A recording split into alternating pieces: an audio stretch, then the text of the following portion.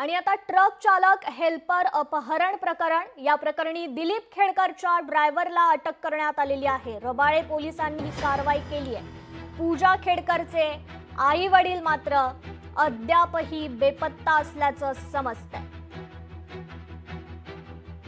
परंतु आता दिलीप खेडकर याच्या ड्रायव्हरला अटक करण्यात आलेली आहे। परंतु पूजा खेडकरचे आई वडील अद्यापही बेपत्ताच आहेत।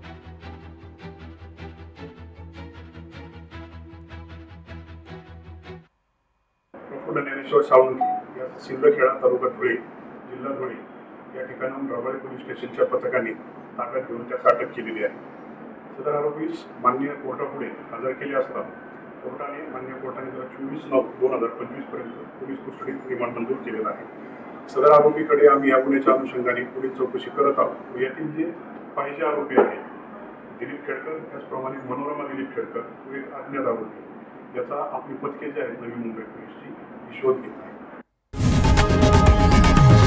लोकशाही मराठी ऐका, पहा, जागरूक रहा।